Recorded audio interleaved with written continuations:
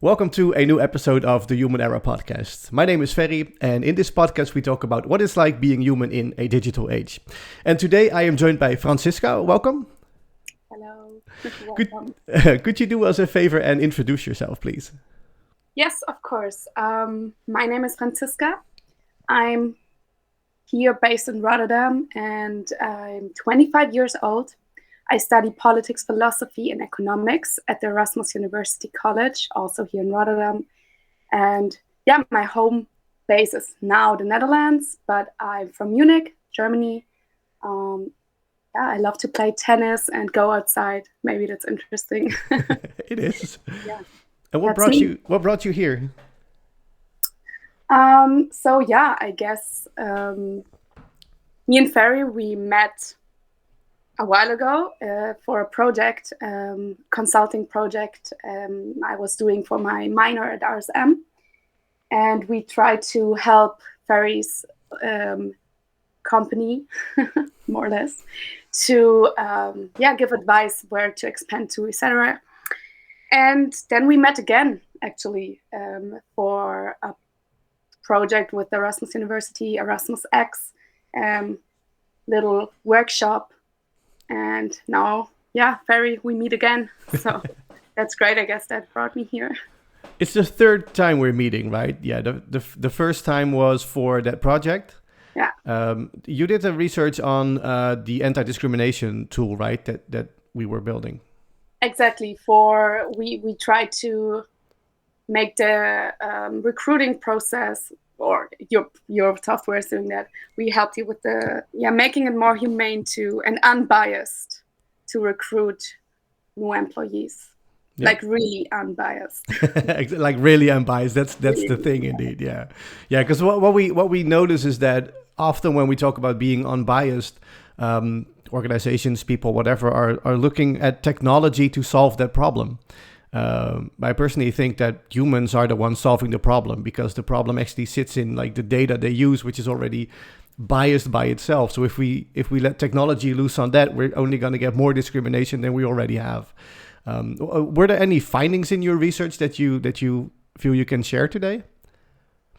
Well, I think one very, very interesting point in general is just the trickiness of this bias that is present in algorithms and in algorithms of any kind, not only recruiting but also information, online platforms, etc. And that there seems to be awareness for this bias, but it is not. The information is not taken further, or there's no action taken. Oftentimes, it's like, we know that there is this algorithm and that it can be bad, but why? What can we do about it? It's often not really a thing. That was interesting to see, because there's the algorithms are everywhere. It's everywhere. People talk about it, but We often find the solution in more algorithms. There's this one example, I think I ran into it right after the hackathon I did on anti-discrimination, where there's an organization that was using algorithms to get a certain outcome, and the outcome was biased. I think it was biased towards women. I think it was in recruitment as well. So like men were favorable to the algorithm. So instead of either stopping using the algorithm or trying to fix the entire problem, what they did was they decided to put like a score on male and female. So they said, if you're male, then you get points deducted in your total score to balance out the fact that you have a privilege when you're going through the algorithm. So that means that every male that went through the algorithm was now being discriminated against based on the fact that they were male, to make sure that females that were being discriminated were less discriminated rather than, well, etc. So what you get is like you get an algorithm fighting another algorithm, just to make sure that it compensates for the entire discrimination going on in the whole thing. So when you roll out as the winner or the best profile, you've been through like 4 filters, all discriminating the people around you, which to me sounds insane, but they saw it as a solution. Yeah, as I said, it's a tricky question, I think, because there is a lot of trust in these algorithm solutions for algorithms, I feel like. And I mean, technology solved so many things for us already. So of course there's the trust that also this last bias or discrimination can be solved by technology. But is that so? Difficult question. It is. I think it starts with looking at technology as a tool, as something that can help you. Because if we look at the past, technology has been created to make our lives easier, right? To do heavy lifting or to provide power. I think a couple episodes ago I gave the example of street lighters, lamp lighters. Have you ever heard of lamp lighters? Okay, that's my go-to subject. So a lamplighter in back in the day, and I mean like really back in the day, the street lights were actually candles, and so there were people who had candles on a stick, burning candles on a stick, and they used that to light the street lights. Um, which is literally how like the streets were lit back in the day, and they were replaced by automation, by electricity. And nowadays we have sensors that can see when the sun is going down. So you know the streetlights have to come on, and they can be brighter and brighter the more dark it gets outside. So that's where technology basically takes over something that is super easy. I mean, you don't have to be a superhuman to light a candle, right? But now we're trying to figure out how technology can replace us and how technology can have a brain for its own. So if you look at talking to people in the form of a chatbot or technology that is an algorithm that's supposed to determine who is the best candidate for a job or who gets a child support, yes or no. That's an example from the Netherlands, which went completely wrong. So now we're trying to use technology to be smarter than we are. And I think that's where the real problem sits. It's the perception of what technology can do and how smart it is. Yeah, I agree. It is. Yeah. I just think it's very complex. It's not only the factor of it being smarter than us, but also using the weaknesses of us in our daily life.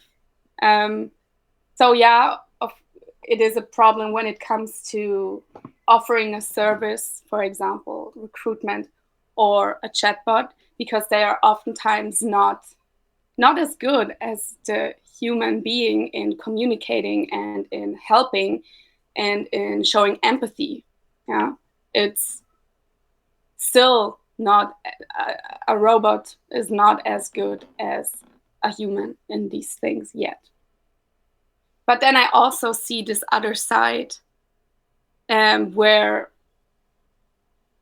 we don't even know and realize that we are confronted with information that it might put us in a niche or into a box. And even though a lot of people know that information they encounter, for example, on a platform site, is probably shown by an algorithm, it's still happening, and people still spend a lot of time on social media platforms, etc., etc. And I also see this as a huge problem. It's very problematic in my opinion. So there are even like this just adds a little bit of a critical side. And what makes it a problem in your perspective? So I'm doing some research on news perception and sense-making processes of young adults about news information or information they encounter.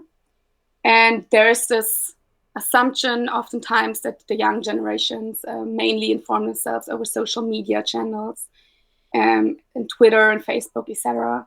But what I saw in my sample or my participants was that if you ask about this news information and world affairs, politics, etc., these people are still very much sticking to the traditional mass media side of news and journalism.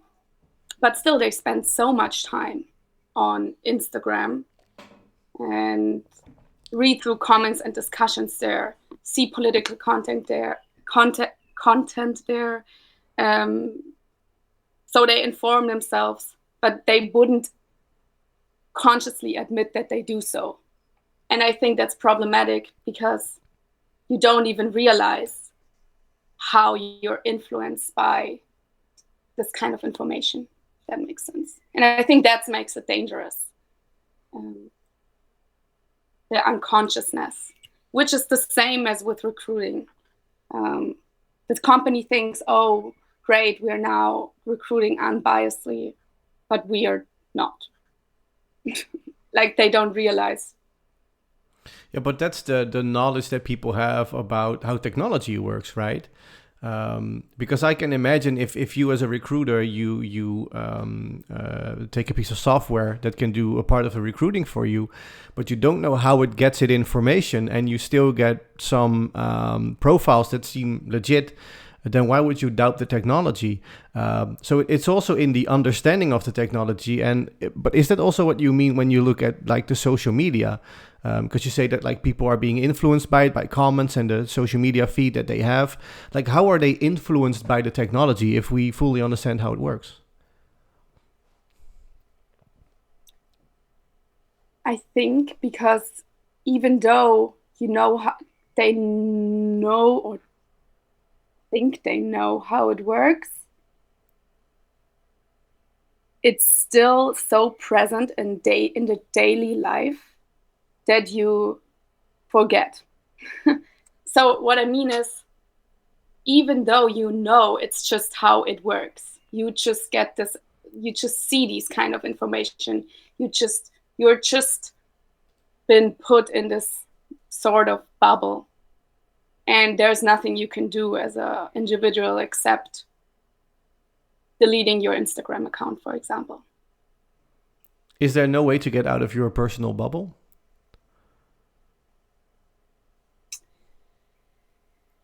To some extent, there definitely is a way to get out of your bubble, for sure. Like awareness, of course, already prevents you from being, for example, drawn into a very extreme side.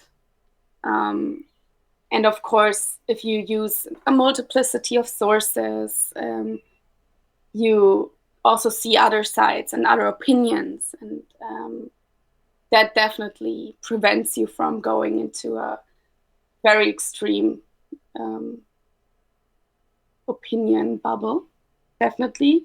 But I think indeed in this online environment, you will always be influenced by the algorithm and by your past actions. Because I think a lot of people don't realize how social media actually works. And I think one of the documentaries is The Social Dilemma, which really shows how it works. Have you seen that one? No. Really? Oh wow, that's right up your alley, because that's what this is all about. So in that documentary, they explain how social media works, and they take, for example, with elections in the United States, right? So like you said, your future of your past actions, they determine what your feed looks like, the people you're connected to, the things you read and like. People often think that they determine what they get to see, in the sense of if you see a particular video or a photo and you like it, people think they're training the algorithm to show those kind of contents.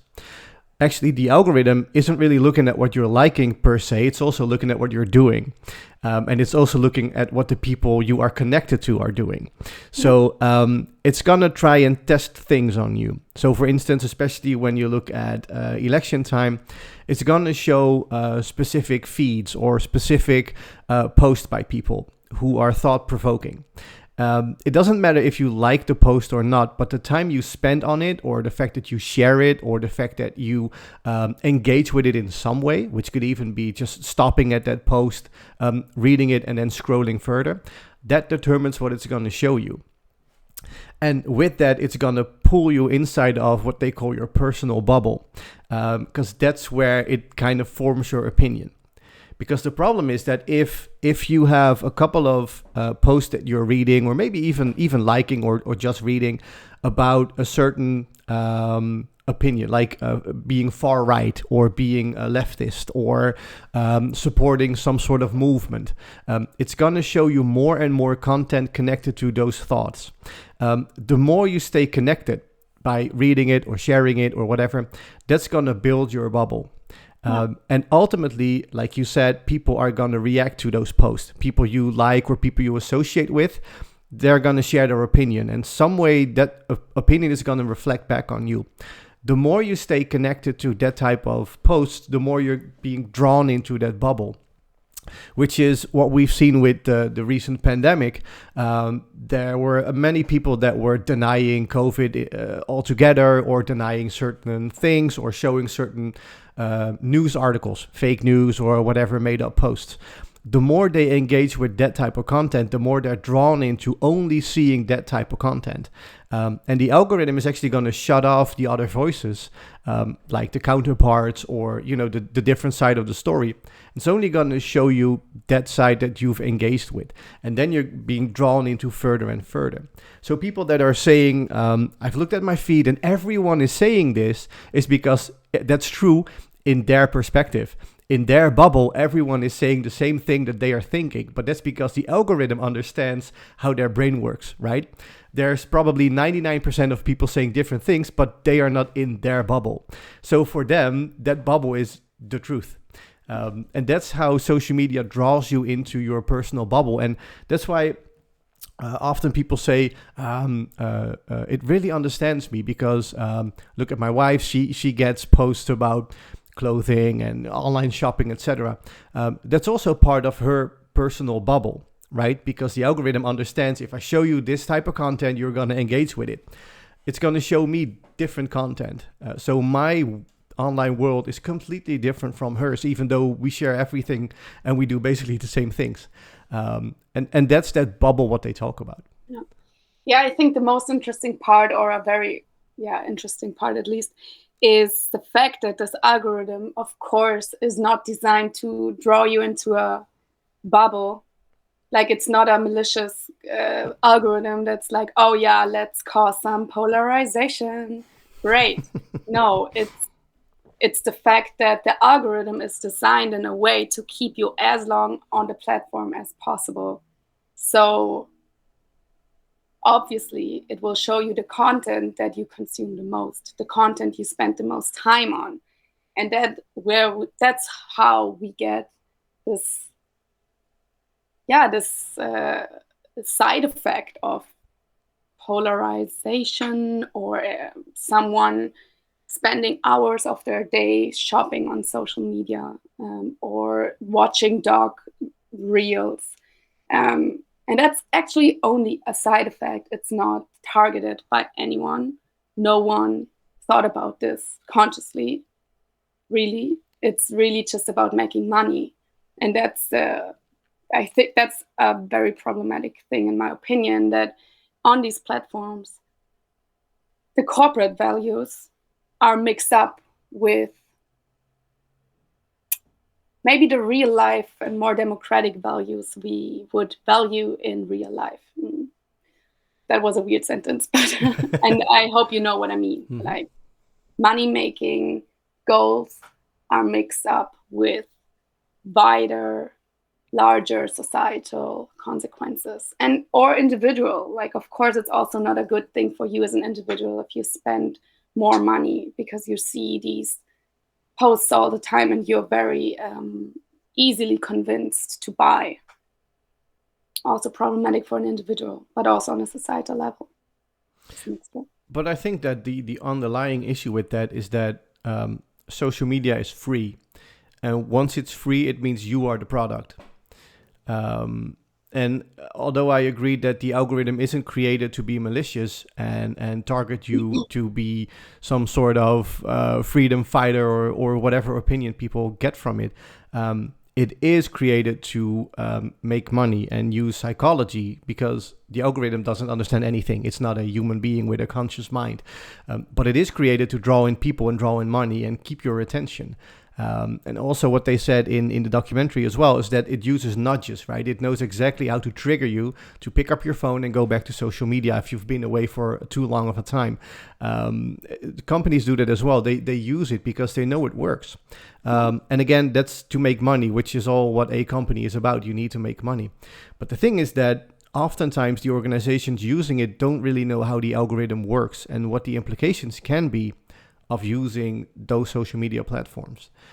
Because ultimately there's also people on there with certain problems, right?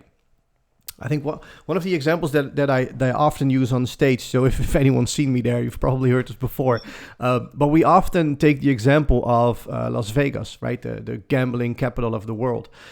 So imagine that you have a company selling plane tickets to Las Vegas, right? You have this travel agency. And you use social media advertising to get customers for a flight to Las Vegas. You might say, I've got a demographic of people 25 to 45, and I imagine them being young people, honeymooners, maybe friends that want to go on a trip to Las Vegas, whatever. And you ask the algorithm, basically you ask social media, go find me customers, sell my tickets. And we presume that it's just going to find the people that we envision, right? The young, fresh people, conscious, etc. The thing is that the algorithm is only looking at drawing your attention and drawing your money from you. So it's going to find weaknesses in people's, how do you say that?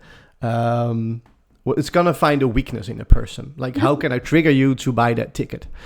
The thing is that if you show online movement, say you're on poker.com 24/7 and you visit many gambling websites, the algorithm is actually going to recognize you as being a potential client because it sees Las Vegas as a gambling city. It sees gambling as one of its main components, right? Doesn't even know it's a city. It just sees gambling. Then he sees you as someone who's an avid gambler, and he's going to connect the two. So you are probably likely to purchase those tickets and fly to Las Vegas because you like gambling. The thing is that you may have a gambling addiction because you're on poker 24/7. You go to many gambling websites, so you might have an addiction. But the algorithm doesn't care, because he sees that weakness and he's going to try and trigger you into purchasing those tickets. So now your travel agency has sold tickets to the gambling capital of the world to a gambling addict. Which, if you ask me with my moral compass, I wouldn't agree with this. Because if I'm talking to you face to face and I discover this, I'm not going to try and sell you those tickets because I know it's a weakness and I'm not going to abuse it. The algorithm doesn't have a moral compass, doesn't have a soul, doesn't know what you are, who you are, doesn't even know what gambling is or what an addiction is. But it is going to try and manipulate you into purchasing those tickets. And that's where I see the problem. I agree. I agree with this. This is definitely, of course, problematic when it comes to products. That's also problematic when it comes to other addictions, like I don't know, maybe you have a specific anxiety, or you have anxiety is maybe as let's say you have a eating disorder and you use Instagram and you get triggered, but you also watch this content a lot. Like, it's, yeah, of course, the algorithm will never know that this particular content is problematic for you. I think, however, if it comes to like the platforms we've been talking about, maybe the problem is not that they are free. Maybe they should be free, but publicly owned, for example, or I don't know, connected, or being online with some sort of blockchain technology thing. Like, I don't necessarily think that a paid platform would solve the problem, to be honest. I don't think paying for the platform is the solution either. But I do understand that Facebook and Instagram and TikTok can only be free for the users if they're being targeted and bombarded with advertisements. Yeah. And these advertisements are triggered by an algorithm that understands how our brain works. At least it doesn't even understand, it just knows how to trigger people into doing something particular, like purchasing a product or buying a service. So And if the platform would not need to make that much money, yeah, then there would be less. Like, it would be a platform for a platform's sake, to connect with people, to exchange opinions, or post some pictures. That there's nothing wrong with that, at least not in the sense we're talking about it right now. But yeah, if you have to make money as Instagram or Facebook, I mean, it's the same now, right? Then you need to get this money from somewhere. true. And I think it's still a good business model in the sense that we've always been doing this, right? I mean, getting a free magazine back in the day also meant, going through pages and pages of advertisements, which are still created to be enticing and, trigger us into buying something. But just in a different way, because there was a lot less artificial intelligence behind it. Because if you had like a cigarette brand or McDonald's or whatever, you recognize the colors, they have good artwork, they know how to trigger you. Even McDonald's using the color red to trigger your hunger, because red ultimately triggers a hungry feeling. Using yellow for richness, using the golden arches because it's fancy. Well, so they do know how to manipulate us into buying something, but that wasn't as aggressive with technology. And sure, you can still fall for that type of advertisement, but it's not as scary in a sense. Yeah, exactly. I agree. It's not as scary because it doesn't have that much. It didn't have as much consequence as it is now, because these platforms are a part of everyone's daily life. And McDonald's, of course, had bad consequences because people started to eat more fast food, which is unhealthy. But you were not confronted with it permanently. And yeah, I think that's a problem, being confronted with algorithmic patterns all day long. Definitely. And it's not adaptive, right? Because it's not following me around the whole day. Because they can have an advertisement in a magazine and I can fall for it and I can go for bad food or fast food or whatever. Sure, that can happen and they can still probably trigger me in some way, but it's not going to follow me around. It's not going to look at my Instagram usage and exactly know where to place an advertisement for me to most likely see it. Or, oh, I know you're hungry around 7, so I'm going to show you at 10 past 7, or, so it's not going to try and learn the details about me, my life, and my internet usage. It's just an advertisement which I can skip and leave behind. So that's the scary part behind it. It's going to follow you.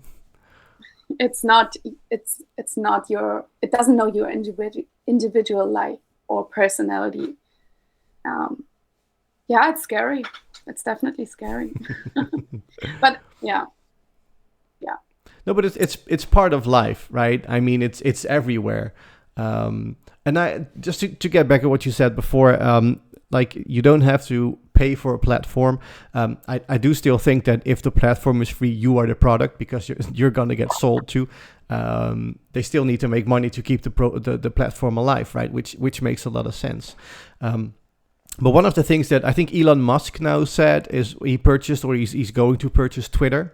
And he wants to make it a decentralized organization so that the masses, the users, determine where the company is going to go next. Which means that certain ideas can be stopped by the masses, which would go into blockchain. How would you look at that type of solution? Maybe it's too deep, I'm not sure, but how would you look at that? I haven't read about this yet. And I think it highly depends on how exactly he wants to put this into practice. If he's gonna advertise a new tool or new function and people can vote, I don't know if this will have a real effect on the agency of the people, to be honest. And if the basic principles of the platform will stay the same, then I don't think it will change a lot, to be honest. It's just, of course, it's a trend to talk about these algorithms, and it's everywhere in research and in the media, the documentary you were talking about. So yeah, I can also imagine that it's a little bit of a nice try for the media, maybe. But I didn't read about that, so I don't know how he really wants to put it into practice. But I think if the ground basic principles of Twitter will just stay as they are, it's going to be the same. The post with the most likes is the most popular one, will be seen the most, and these posts are the most extreme ones. So a basic post about, oh yeah, I agree actually with how this is going, will never ever just get likes or will be shared or retweeted. Yeah. But that's just how life works, right? That stays the same. I think it's a little bit of a show. I'm not sure, but that's because I don't know the full details of how this is going to play out. He did, however, say that he first of all is going to get rid of all these bots that are in there, like spam bots, and he's going to verify human beings. So he just wants it to be a platform run by humans without the manipulation of all these algorithms trying to force certain opinions down our throats. Because that's often how it works, right? With these spam bots, and they up the posts and we get to see them. So he wants to get rid of them and then make it a DAO, a decentralized autonomous organization, using smart contracts where the users can determine where it's going to go. And then on the blockchain, it's going to be everyone's going to have a voice in the future of the organization. And the only thing is, and I had a discussion, I think it's in like the first episode of this podcast, about these type of new organizations. Because I'm curious how you look at this, just to make it a very like basic principle. So for people listening who are not really into like the crypto part, what they want to do is like decentralize many organizations, which is part of Web 3, right? Web 1 being the internet as a source of information. Web 2 being platforms like Instagram and Facebook, where you can be a content creator or a consumer or both. Web 3 is more of building communities and giving power back to the people, to say that. But now I still have the feeling that there's going to be big organizations that are going to sit in between somewhere. And what I mean by that is, if you look at the ideas, for example, behind the metaverse, that should be like an open platform, just like the real world, where people can interact and build and trade and do anything. But to have a platform, to have tools and software and etc. services, I think there's still going to be big corporations sitting between it, still using those open platforms to make money and to still determine where these are going. So I still have trouble believing in like decentralizing and giving the power back to the consumer. How would you look at that? I think it's a great idea, and I know it's also widely discussed in politics as well.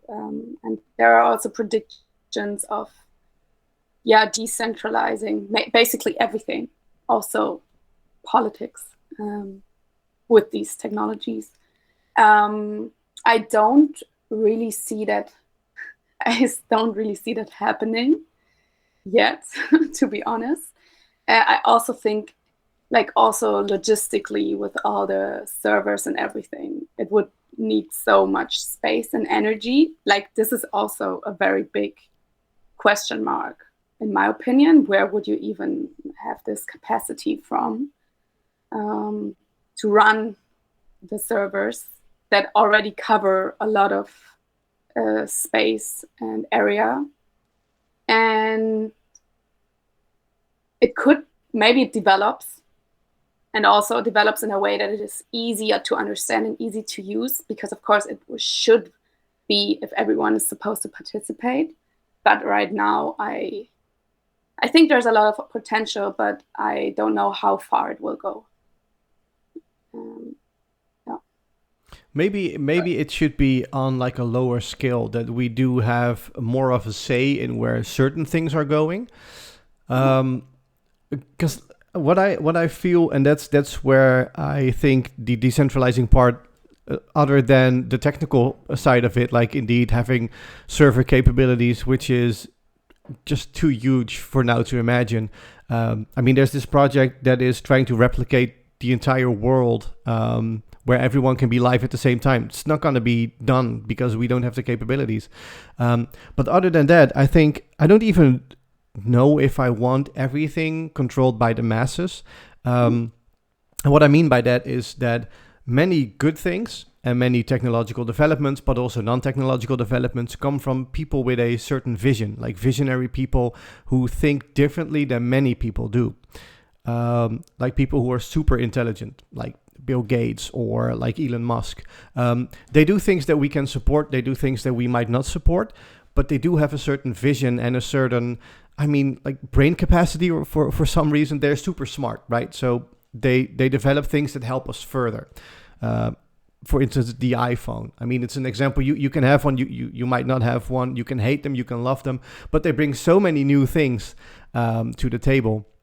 But if we let everything be done by the masses, it kind of feels like we're going back to the Stone Age, where we kind of like sit around the table and, try and recreate things. And then in the Stone Age, there was also one person who had a great idea, and then they started creating things. So I think to bring innovations forward, you still need visionary people rather than the masses just, inventing things. Yeah, it's. I think it's a complex question or assumption, because of course, it's it will always be there will always be the people who have great ideas who will bring society forward. And it's always hard to have everyone to decide things. Like that would be a very, very, very impractical thing in some sense, to have everyone decide on everything. But still, there's probably room for a model that would give certain people more say in things, and thus make societies more equal than now. To what extent and to what extreme this is realizable is, of course, the question. And also, with just what came to my mind with the great ideas and visions, of course, they can be great and they can bring society forward, but they can also do harm. So I think that it's always problematic if one person has one vision. Yeah. But I think that could be backed up by the masses, right? But what I mean, like, if you have this like perfect example or perfect idea of decentralized, it would mean like there's a problem, you have 1,000 people, and those 1,000 people are going to decide for a solution or where the thing should be taken to. I don't think that's going to work. I would think that if you have like 1 or 2 or 3 people with a great idea who are visionary, and they are backed by the 997 people in that same group, and then, get to a consensus with the whole group rather than, having 1,000 voices, 1,000 opinions. I think that would integrate people, right? The best option would be that there wouldn't be, that the ideas would come from below, that there's not this one person that has the vision, but the vision kind of develops because people talk, because people communicate, because they also are engaging with each other. And then this vision would be maybe legitimized in different ways, and then not in a different way that we know now. That could be an alternative. But I agree, like, of course, this should not mean that new things are not taken further anymore. Well, you know what I mean? I do. Yeah, I think you're looking for a way to integrate more voices into like the, include more people in certain aspects of life or in certain projects or innovations. Which would maybe happen naturally if the chance arises. And then you maybe wouldn't even have this problem of a huge negative attitude towards this really great visionary idea. Maybe then it would be just evolve that this is the best way to do in this particular situation. Yeah, that makes sense. But I think this is we are very far away from this right now. So we will see if the technology is really integrated. Because I know, for example, governments are looking into it. And is this something that you see in your own studies, or are you studying something completely different? No, not completely different. We definitely look into ways of how societies work, how people can live together, and maybe better in this way, and like how we live now, but how could it be also maybe completely different? So we try to come up with solutions for practical problems as well. For example, even like algorithms and face recognition, the problems with that. So I definitely kind of engage with these questions also at university in my studies, which are over soon. That's so sad. And it's very interesting. It's very interesting. What would you say is a problem with facial recognition? Like, what in your findings? That's nothing I look into with my bachelor thesis, but what I see problematic with it is, for example, often in the US you have the areas, or you have a lot of security. I forgot the name. They have the cameras and try to detect criminals. CCTV? Yeah, I think so. Yeah. And yeah, if you want to detect a criminal before the crime even happened, you need to feed this algorithm with some information of how a criminal looks, and this can be very biased in a way that a specific, for example, ethnicity or primarily male people are targeted, or if you have a black person who's just as innocent as any other person walking into the shop being checked, but not the white person. I think that's problematic. And it's even legitimized by this CCTV and by this algorithm, which, yeah, I don't agree with. Yeah, but that's the biggest danger, I think. In that sense, if you're trying to use algorithms, technology to form an opinion or be preventative for something based on human behavior. I think I've actually seen this example. I think someone had it in a keynote during that hackathon, that anti-discrimination hackathon, where they explained how this system that the police had in some state in the United States, that they were trying to have this predictive algorithm for certain neighborhoods where a crime, like you said, a crime could occur. So what they wanted to do is have more units available in that area to make sure that if a crime were to occur, then they would be there faster. So the chances of getting a burglar or whatever would be higher, which kind of makes sense. You want to predict where something's going to happen, right? So what they did was they feed the algorithm with information based on a bad neighborhood or people who look like people who might be bad people, if you know what I mean. But the thing is that the algorithm is fed with historical data which is created by former police officers, by current police officers. The thing that happened was that if you have a police officer who is biased against black people, Mexican people, whatever minority is in a certain neighborhood, if they are biased against those people, they are going to stop them more often. They're going to check them more often. They are going to be registered in the system, not based on evidence or facts, but based on the fact that they are being stopped more often by certain police officers. The only thing that the algorithm is going to do is look at patterns, which is, I see a lot of Mexican people in this neighborhood being arrested before or stopped by the police.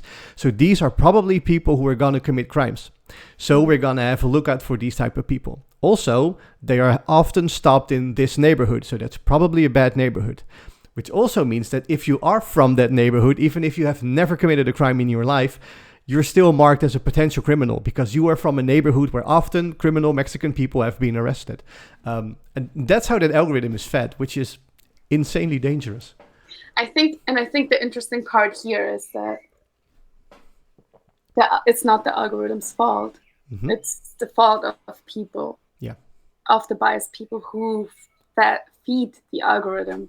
So it's actually a human-made problem, and I think it's important to point that out because it's not the malicious algorithm. Mm-hmm. It is the people who design it, and that can be very harmful.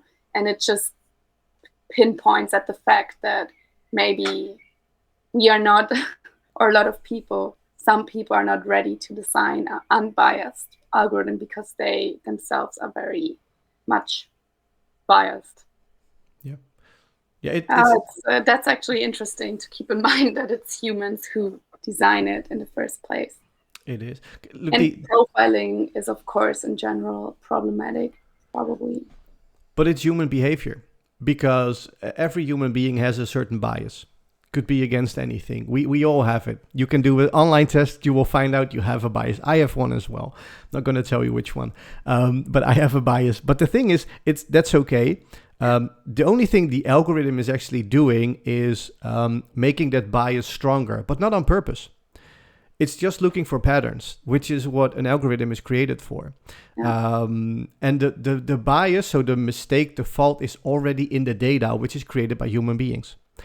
Based on natural behavior, sometimes on malicious behavior, because you can be a racist, you can be a racist by choice, and you're still going to contaminate the data. The algorithm is not going to contaminate the data. It's just going to show you contaminated data. Mm. And I think that's the biggest difference. But we need to understand how the algorithms work in order to make sure that we can use them, yes or no. So if we know that we want to have an algorithm to prevent crime, which is a good idea, but you're going to use historical data based on a lot of police officers who might be biased, then it's not a good idea. Yeah, it's scary what it can do. It is. Yeah. Especially if we fully trust it and not know how it works. Because that happened here, right? You probably heard that, like the tax administration in the Netherlands. Yeah. Yeah. So that, the algorithm deciding who is a fraudulent person and who is not, and based on your social background and the neighborhood you're from. And that's the same kind of mistake. And the decision wasn't made by the algorithm. The algorithm is just finding patterns. The decisions was made by humans. The data was created by humans. That's where the mistake lies. Yeah, it's interesting because all my participants in my study for my thesis also mentioned that incident, and they are all aware of it. They are also, I interviewed students, so they had all the same academic background. So they are also a little bit educated about it. However, they all didn't really know what to do with this information, because you know it, you are aware of it, you also are aware of you being a victim of it, but what is the follow-up action? That's, I think, a big cliffhanger in all the interviews I conducted for my study. Like, okay, I know it, I try to be aware of it, but in the end, there's nothing how I could stop it. And I think transparency is a good step into the right direction, and education about it. And I think incidents like the tax affair sadly happen, but they make people aware of it more, and also raise awareness probably for the people who design the algorithms to be more careful.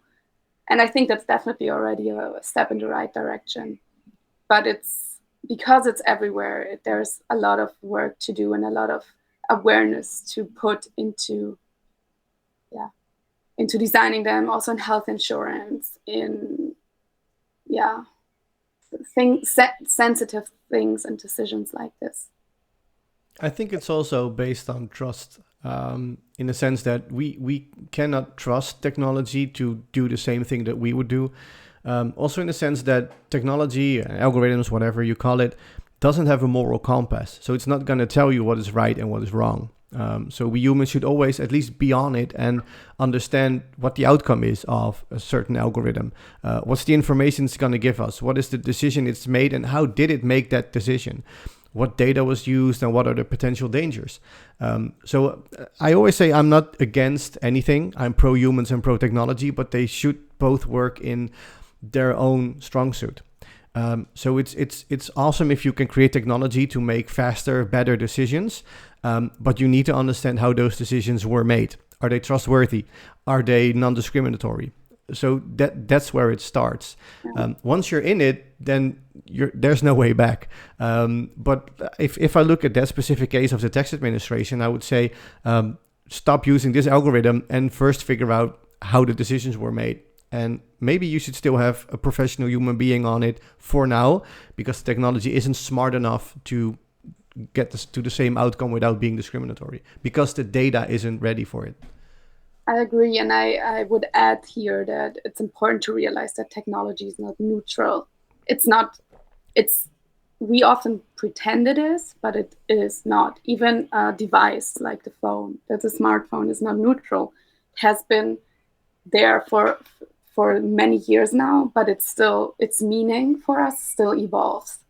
So it was first to call and to text with people, but now we book our bus with it, or we do our banking on it. Like, the meaning evolves, and it's I think important to keep in mind also with algorithmic and algorithms in general, that it's never neutral. It's what we make of it, how we use it, the level of awareness in using it. There's more than just the device and more than just the function. Well said. Really well said. It resonates, because in the beginning of mobile phones, especially when you were able to pay with them, didn't really trust them. If I wanted to make a purchase, say I was at work, sorry, former employer, when I was at work and I was looking at some shops or whatever, I was never going to purchase it from my phone. I would then email myself the link or whatever, go home, go on my laptop and make the purchase, because I don't trust my phone or whatever. Now I'd book a holiday on my phone.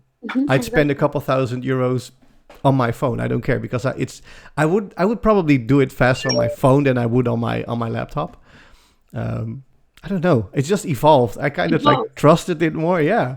It evolved, and I think that's the interesting part. Like, looking at technology in general, often people are like, "Yeah, technology, that's cool. Like, there's this new thing, and but it's not only a thing. It has meaning attached, and it also, the way we use it evolves, and therefore, sometimes we forget about a technology that is fine, but sometimes it's like taking over more of our lives than we would ever have anticipated.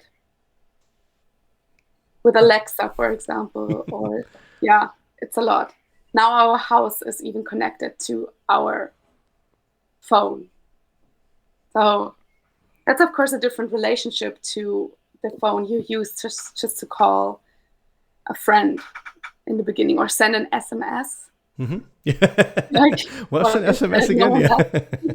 It was the coolest thing at some point, and now no one does it.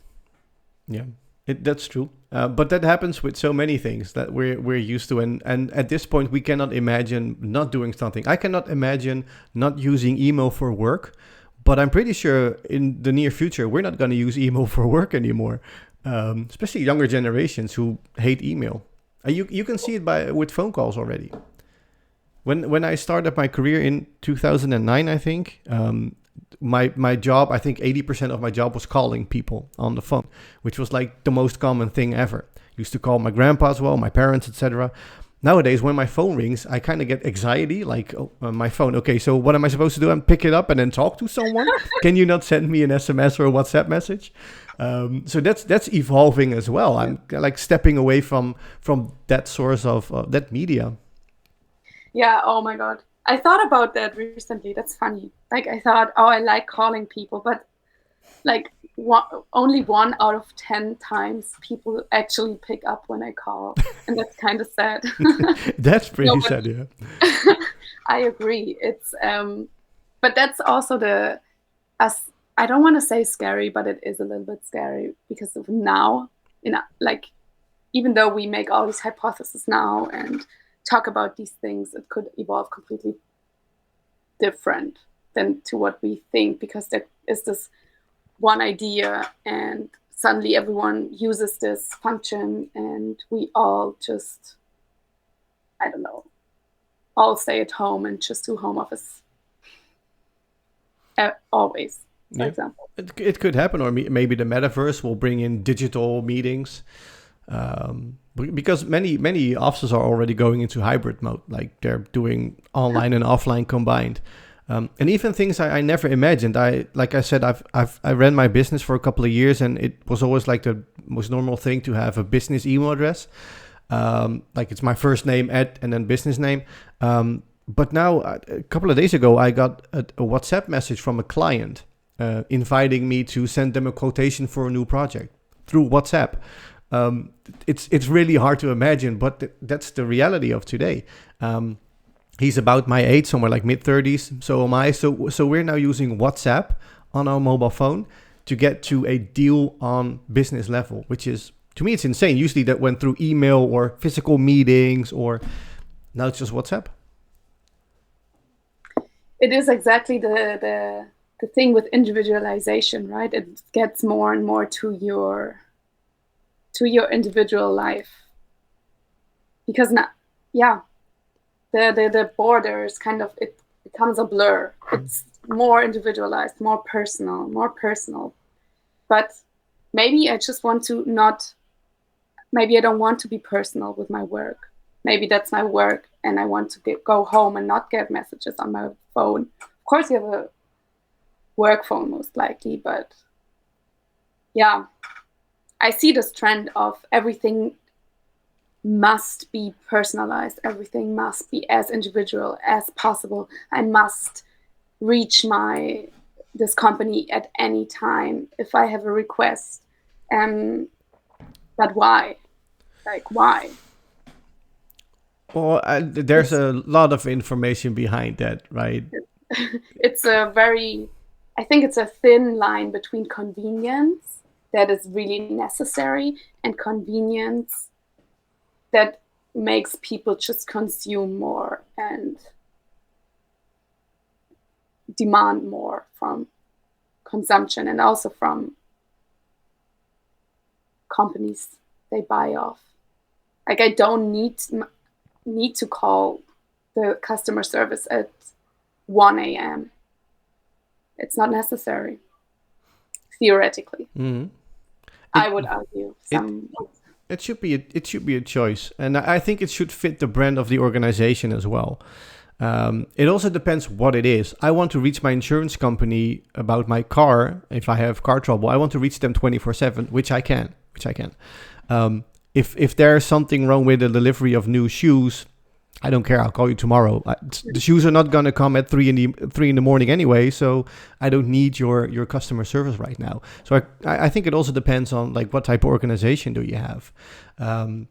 Definitely, but it should also be a choice, right? Because if you work in customer service and you're forced to work at nights, you might think, why am I here right now talking to people about shoe deliveries in like 3 or 4 days? But like I said, with the WhatsApp message that I got, it was my personal decision to look at that message, to do something with that message. But that's because it's my company, so I want to work whenever I want to. It could also happen that I'm not working at 11 in the morning just because I don't feel like it. But that's my personal choice, right? If I've worked Saturday and Sunday, I might not be in the mood to work on Monday. But that's all because it's a personal decision that I can make. So I can also not look at these WhatsApp messages. at night. But then it's Yeah, a personal decision. because it still can be a personal decision. But if there are more companies that are like yours, and the other offer to be that they can be contacted via WhatsApp at any time, then I guess you would kind of feel pressure to do so as well, because otherwise you have a disadvantage. That's true, but I think that still sits in the organization as well, Yeah, that's true. in the culture. I've had a corporate job where we had email and phone. It's like 2014 something. We had email and phone. I still felt pressured when I left at 6 or 7 in the evening, even though they stopped paying me for 3 hours. I still felt pressured because people were still there answering emails that were not urgent, working for clients that were not urgent. But it's just the culture of working more hours. That means you're more productive, which means you're more of an asset to the company. When I started leaving at 5 because they stopped paying me at 5, that's the first thing that they said to me. Like, you're always leaving on time. So you're leaving on time, right? Which is an offense. It's the race about who stays longest. Yeah, it is. It is. Yeah. Yeah. Whoever leaves last is the best employee, whatever. Yeah. And the thing is that once I was called into the office because I entered at like 9:03 because I was talking to a colleague somewhere downstairs. They didn't see me behind my desk, so they assumed that I wasn't working. They never said, well, thank you for staying until like 7:30 in the evening. But that's because it's normal. But don't come in 3 minutes after 9 because then you're officially late. But that's part of the culture. And so people can still email me at 8 in the evening. If I don't reply to those emails, then I'm slacking and I'm not the best employee ever, blah, blah, blah. If I do respond, then I'm perfect because I reply to an email at 8 in the evening. So it's still a personal choice, which made that I didn't fit in that culture, which is why I left. But it is part of the culture. So you do feel bad if you want to be part of that culture. You need to do those things if you want to fit in. And then it's not a personal choice, and then it becomes a problem. What is your personal expectation of how this culture will develop with new generations joining the job market? They're going to have the hardest time ever to keeping people inside. I think people are going to stay there, do a project, figure out what the culture is like, and then leave. For sure. Because I already saw that happening. Because once I left, like 2 or 3 coworkers left, all with burnouts, told me that the culture sucked and that they never wanted to work in such a company again. And they were kind of like my generation, and we still take a lot of shit. Basically, younger generations are not going to put up with that. Yeah. Interesting. That's my perspective. I don't have any facts to back it because I know like you're into research and, having data, but it's just a gut feeling that young people, younger generations, they're not going to come into your corporate organization, stay until 8 in the evening, get paid until 5, and then stay for 20 years. That's not going to happen. They're going to lose so much talent. I'm very curious about that, to be honest. Me too. We'll see, but I agree. I think there will be a lot of changes. And I think that it already now things change more than like, I don't have a lot of friends who are eager to work their 80 hours a week or something. 80 is a bit much, but like, you know what I mean? But yeah. And I think in the end, the outcome's probably the same. Yeah. Long term, yeah, for sure. But you already see these studies where like entire companies that go to a 4-day work week or 6 hours per day max, these people are more productive because they have more rest as well, and they feel less pressure to be there at 9 because they're already closed at 4. So you cannot even be there to show how good you are. I think that's a good development. That's cool. Wow. Yeah, that's really cool. I think it was Sweden or something that tried it, like the 4-day work week or something. Yeah, I heard about it. I don't know what happened with it. I don't know if they really do that. I don't think they do, which kind of surprises me because the results were pretty good, but maybe the effects on the economy were bad. I don't know, but it always feels like... Yeah. I don't know. If there's, would be interesting to look into. Yeah, I personally feel like like we should step away from the 9 to 5 anyway. Not everyone is productive between 9 and 5. Some people work best at night. I know a lot of people who do creative work, which they enjoy doing during the night when everyone's in bed because the world is quiet and they have more focus. Why would we want to force them to come into the office at 9 and then not be productive at all, tank up on coffee and hope that they can produce something that is worthwhile while they would be at their best during evenings? I mean, I think that would boil down to like outcome and output over being present, I think. No, I agree. I just think like there are also models that are very flexible for workers, but at the same time, they, like you as an employee, have maybe a harder time to shut down after work, if that makes sense. Because of course, if you're very autonomous and you can choose whenever to work whenever you want, you have so many benefits and you're so flexible. For some people, that's also a disadvantage because they have a hard time to then separate their work from their private life, and it kind of melts into each other. So I think it's a very, very personal thing, and that therefore it's difficult to really find a model for everyone. But maybe a hybrid system is cool, or the option to make it more flexible, but also people who like to have the structure and the office, they can come in every day from 9 to 5 or whatever. Yeah, it's very interesting, that topic, honestly. It is. Yeah. And also when I pick my employer or someone picks me, then of course it will also play a role of how it will depend on the mode of working and the team and the culture. I think for people in my generation, it is very important to feel comfortable and still productive, of course, at work, but also just a good dynamic and inspiring people around you. Yeah. Big part of the choice, I think. It comes down to culture again. Like, how do you work with people? What is your culture? What is seen as successful? What is unsuccessful? Are you successful working 12 hours per day? Or are you successful having fun, enjoying your work, being productive, happy, having happy clients? Just depends on how they look at culture, I think. Yeah, no, I agree. Cool. We can go on for hours, but I think we passed the hour mark. Before I close down, can I ask you for a final thought for us? Could be anything. A final thought. Anything. Yeah, of course. I just think that